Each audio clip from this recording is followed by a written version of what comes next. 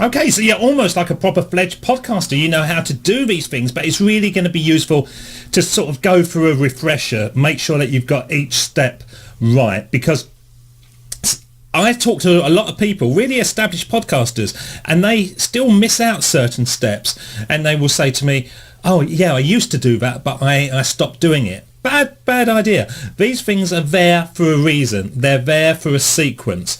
And so what I'm going to show you now is the step-by-step process that you will follow to get your first podcast up and running out into the mainstream, the ears of the world. And then after that, it kind of naturally occurs itself. You will skip certain parts, but the very beginning bit, you need to follow this. Let's have a look. Okay, so let's go through it step by step by step, because you want to start your podcast. Okay, so the ultimate thing that we want is lots of customers, lots of big ears listening to our podcast. Okay, but there are some steps that we need to do to get all our information into that guy up there.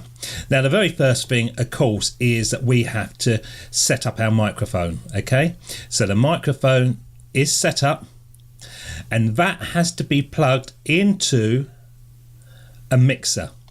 Now, you could miss the mixer out and you could plug straight into your PC if you wanted to, but I am a big believer in the power of the mixer controlling the audio that's coming into here. And instead of it getting that amount of information, i.e. recording neighbours and whatever, you can actually just get it really tight to the microphone, which gives better audio signal. Okay, so I do recommend having that totally. Let's get rid of that. Can't get rid of, oh, there it goes. Okay, right. Okay, so we want to have a good mixer controlling the audio of our microphone. That's the first step. Then, of course, that's got to be plugged into our PC, because our PC has our recording device, and that is where we do all our editing, if we want to do editing, or at least get all the information onto our MP3. Okay, so we record, and all the information goes basically from there through the mixer, ends up in our PC as a MP3 file.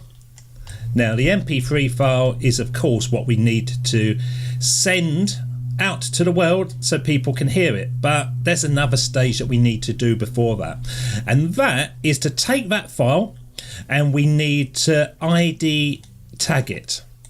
We need to put it through a device, as was shown in the modules, to make sure that all the information that people need to find that file on their computers and for keyword population of the web is on there. So you will have things like an image, you will have authorship, you will have the name of the podcast.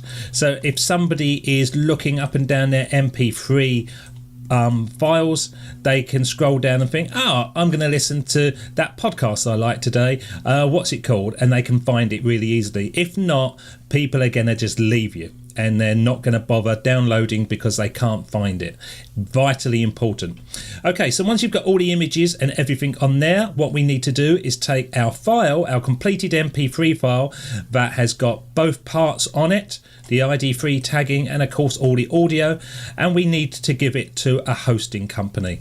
And the hosting company keep the files and they give us an RSS file, and that little link is what goes out to the world. And we only have to do this once, but we tell all the directories. So we tell iTunes and we tell Google Play and we tell TuneIn and everyone that every time we release an episode to go and look for this RSS feed and then stick it on their servers. So we don't actually have to do that more than once. Once we've actually created our first file and we've hosted it, we then say to iTunes, Google, Stitcher, everyone, I'm going to be releasing podcast episodes.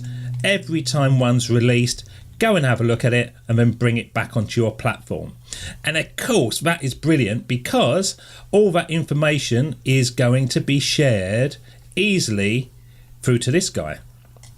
Now, what's better than that is that you can take this and you can obviously put it onto your website, and you can have guests appearing on your show, to which they will take links to your website and give it to their network, and it starts to spiral and starts to grow. Okay, so that is how we set up the podcast. The microphone has to be connected to the mixer.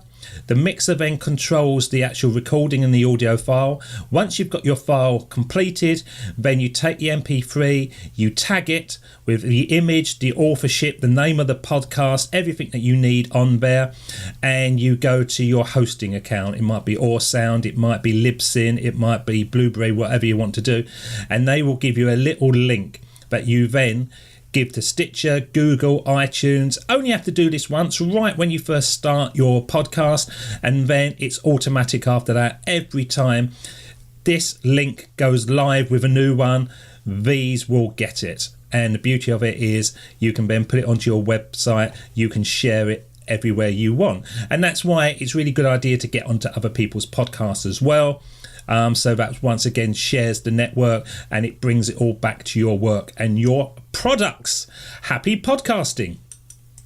So really, really important, every single step from the microphone through to the mixer, from the recording, get the recording right, get it as clean as possible, make it sound good, then put your ID tagging on it so people can find and put your album art on. You can either have one for all of them or one individually for each episode, totally up to you. And then of course, link it to your hosting account, and then naturally magic will occur. Every single step is vitally important. Every single step should be adhered to every single time, except for the very last bit. As I say, once you do this once, and once you tell iTunes and Google and Stitcher and all the different directories to go looking for your work every time you release it, it's just done naturally. And the more times you release a show, the more people will be able to hear it.